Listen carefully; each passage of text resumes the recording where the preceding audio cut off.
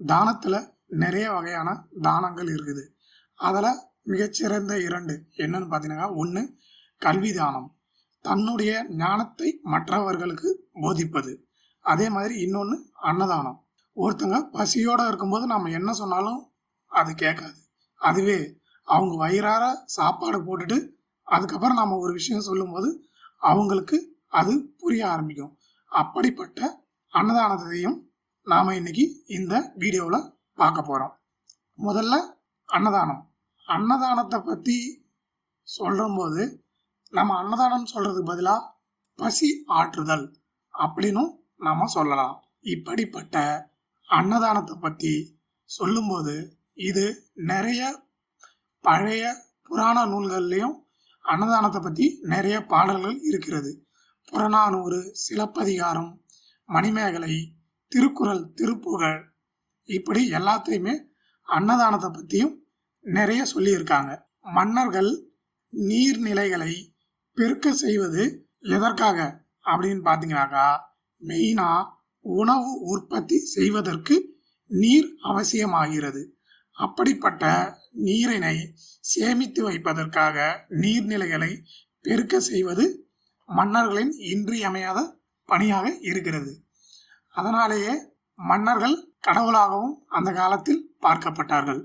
என்னதான் நீர்வளம் அதிகமாக இருந்தாலும் அந்த நீர்வளத்தை பயன்படுத்தி நிலத்தை உழுது சரி செஞ்சு அதில் உணவை விளைய வைக்கிறதுக்கு ஒரு விவசாயி கண்டிப்பாக வேணும். அதனாலே மன்னர்களும் விவசாயிகளுமே அன்றைக்கு மிக முக்கிய கடவுளாக கருதப்பட்டார்கள்.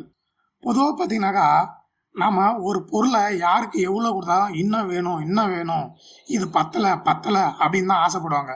அதுவே சாப்பாடை கொடுத்து பாருங்க, எவ்வளோ சாப்பிட்டாலும் சரி, ஒரு மனுஷன் ஒரு கட்டத்தில் எனக்கு இந்த சாப்பாடு போதும், இதுக்கு மேலே என்னால் சாப்பிட முடியாது அப்படின்னு சொல்லி போதும்னு சொல்லி தான் ஆகணும்.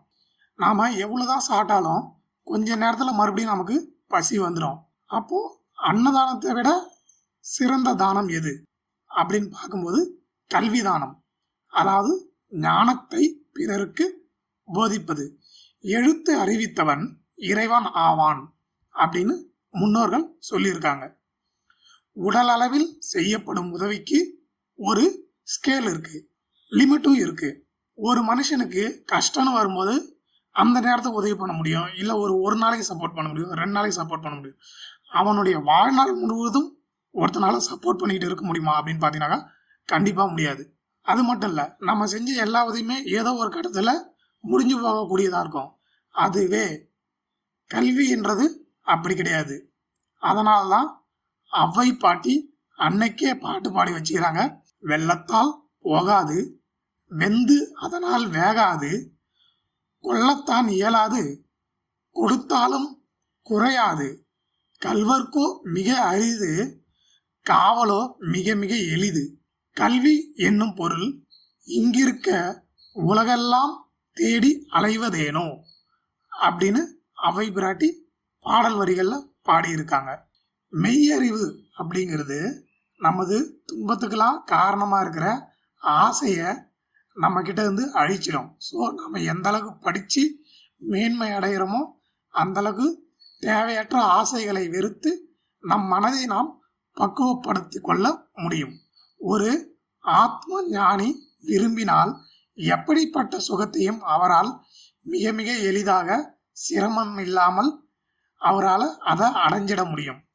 உள்ளும் புறமும் ஏற்படும் துன்பங்களை நீக்கி அறவொளியை ஓங்கிடச் செய்யும் ஞான தானமே உலகில் மிக மிக சிறந்த தானம் ஆகும். இன்னைக்கு இந்த வீடியோவில் அன்னதானத்தை பற்றியும் கல்வி போதிப்பதை பற்றியும் ஓரளவுக்கு பார்த்தோம். இந்த வீடியோ உங்களுக்கு பிடிச்சிருக்குன்னு நம்புகிறேன். நன்றி, வணக்கம்.